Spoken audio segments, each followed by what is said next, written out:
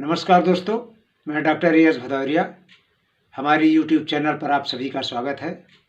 दोस्तों, मध्य प्रदेश प्राथमिक शिक्षक अर्थात वर्ग 3 से संबंधित जो हम स्टडी मटेरियल उपलब्ध करा रहे हैं, उस कड़ी में आज हम व्यक्तित्व के 15 प्रश्नों की श्रृंखला प्रस्तुत करेंगे।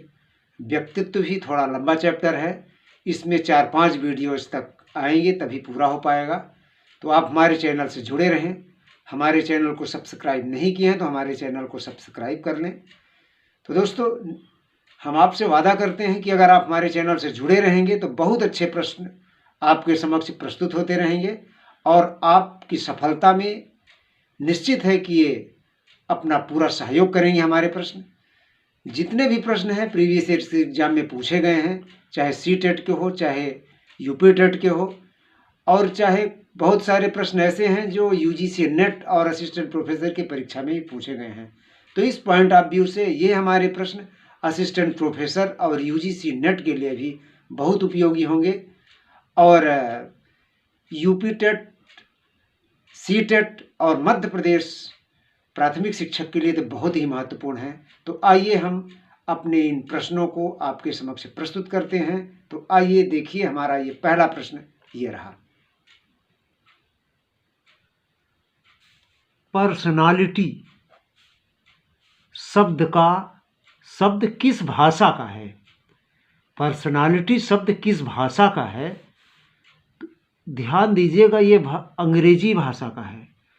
इसमें थोड़ा भ्रमित करके पेपर सेटर इस प्रश्न को पूछते हैं, तो ध्यान रखिएगा। अगर इस प्रकार से प्रश्न आता है पर्सनालिटी शब्द किस भाषा का है, तो बेशक ये अंग्रेजी भाषा का है, लेकिन इस प्रश्न को कभी कभी लोग गलत करते हैं, इसका उत्तर लैटिन भाषा लिख देते हैं। तो ध्यान रखिए, लैटिन कब लिखना है, पर्सनालिटी शब्द किस भाषा से बना है या किस भाषा से लिया गया है। अगर इस तरह का प्रश्न पूछता है तब आपको लिखना है लैटिन, और यही भ्रम पैदा कर दिया जाता है कि पर्सनालिटी शब्द किस भाषा का है, तो अंग्रेजी न लिख के लोग लैटिन लिख देते हैं। अब हम चलते हैं ये तीसरे प्रश्न पर। पर्सनालिटी शब्द लैटिन भाषा के किस शब्द से बना है? तो ये ध्यान रखिएगा, पर्सनालिटी शब्द लैटिन भाषा के पर्सोना शब्द से बना है। प्रश्न नंबर 4 है, पर्सोना शब्द का अर्थ है। तो पर्सोना शब्द का अर्थ है मुखौटा या मास्क। प्रश्न नंबर 5 है, शरीर रचना के आधार पर व्यक्तित्व के प्रकार किसने बताया है? शरीर रचना के आधार पर तो इसमें 2 लोगों ने बताया है, शेल्डन और क्रेस्मर। कभी कभी अलग अलग पूछ लेता है, विकल्प में शेल्डन या एवं क्रेस्मर दोनों लिखा रह सकता है, सिर्फ शेल्डन लिखा रहेगा, शेल्डन और क्रेस्मर, और लिखा रहेगा तीसरे विकल्प में शेल्डन एवं क्रेस्मर दोनों। तो ध्यान दीजिएगा, ये दोनों ही हैं, शेल्डन एवं क्रेस्मर शरीर रचना के आधार पर अलग अलग व्यक्तित्व के प्रकार बताए हैं। तो अब है प्रश्न नंबर 6, व्यक्तित्व को अंतर्मुखी और बहिर्मुखी में वर्गीकृत किसने किया है? तो इसको किया है कार्ल युंग ने। इसको कहीं किसी किसी किताबों में जुंग भी मिलता है, तो युंग और जुंग बोथ आर सेम। प्रश्न नंबर 7 है, उभयमुखी व्यक्तित्व किसने बताया है? तो दोस्तों, उभयमुखी व्यक्तित्व बताने वाले मनोवैज्ञानिक हैं आइजेंक। ये भी कभी कभी पूछ लिया जाता है कि उभयमुखी व्यक्तित्व किसने बताया है, तो वह है आइजेंक। प्रश्न नंबर 8 है, बहिर्मुखी व्यक्तित्व वाले कौन कौन लोग होते हैं? बहिर्मुखी व्यक्तित्व जिनका होता है, तो वो है व्यापारियों का, खिलाड़ियों का, राजनेताओं का, अभिनेताओं का, आंदोलनकारियों का आदि। माने ये जो होते हैं ये बहिर्मुखी व्यक्तित्व वाले होते हैं। अब बात आती है अंतर्मुखी व्यक्तित्व वाले लोग कौन कौन से होते हैं। तो जैसे दार्शनिक हैं यानी फिलासफर, गणितज्ञ हैं, वैज्ञानिक हैं, इनके जो व्यक्तित्व होते हैं वो अंतर्मुखी व्यक्तित्व होते हैं। प्रश्न नंबर 10 है,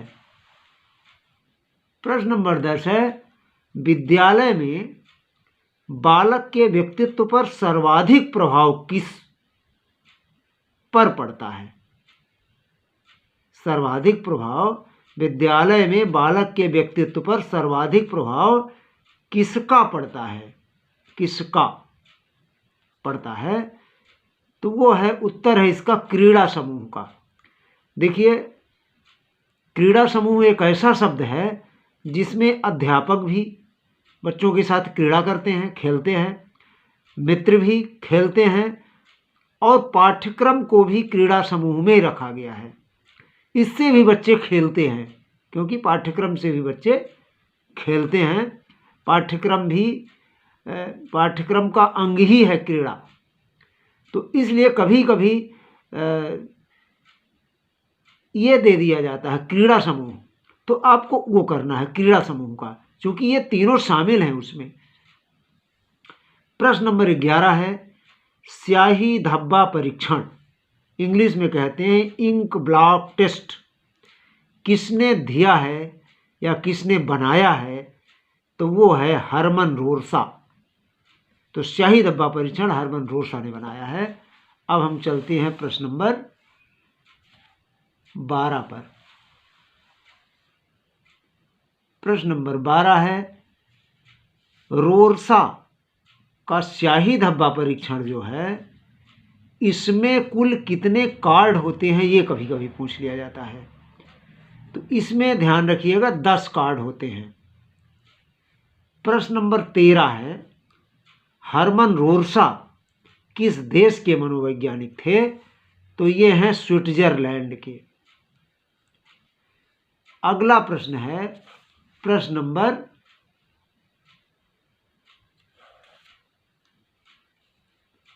14, मूल्यों के आधार पर व्यक्तित्व का सिद्धांत किस मनोवैज्ञानिक ने दिया था? तो मूल्यों के आधार पर, ये बहुत महत्वपूर्ण प्रश्न है, कई बार ये कई परीक्षाओं में पूछा गया है। तो ये है स्प्रेंजर या स्प्रेंगर। किसी किताबों में स्प्रेंजर मिलता है, किसी किताबों में हिंदी मीडियम में अगर देखेंगे तो स्प्रेंगर मिलता है, इंग्लिश में जैसा आप पढ़ें। और इसने व्यक्तित्व के 6 प्रकार बताए हैं मूल्य के आधार पर। तो अगला प्रश्न हमारा ये है भी, देखिए प्रश्न नंबर 15, स्प्रेंगर ने व्यक्तित्व के कितने प्रकार बताए हैं? तो ये है 6। ये भी कई बार परीक्षाओं में पूछा गया है। तो दोस्तों बस आज इतना ही, 15 प्रश्नों की श्रृंखला हमने अभी प्रस्तुत किया आपके समक्ष। अब आगे हम प्रयास ये करेंगे कि हम कल भी ये प्रस्तुत करेंगे और जल्दी जल्दी ही इस व्यक्तित्व को हम समाप्त करेंगे। तो आज हमारे व्यक्तित्व पर सिर्फ इतने ही 15 प्रश्न थे। तो दोस्तों, अगर हमारा चैनल आपको पसंद आया हो, हमारा वीडियोज़ यदि पसंद आ रहे हो आपको, तो आप उसे सब्सक्राइब करिएगा और हमारे चैनल से जुड़े रहिएगा। निश्चित है कि आपको बहुत बड़ा फ़ायदा होगा हमारे चैनल से। बहुत अच्छे प्रश्न, हम सेलेक्टेड प्रश्न हम आपके समक्ष इसी तरह से प्रस्तुत करते रहेंगे। तो हमें आप मोटिवेट करते रहें, हम आपको अच्छे अच्छे प्रश्नों की श्रृंखला उपलब्ध कराते रहें। Thank you so much.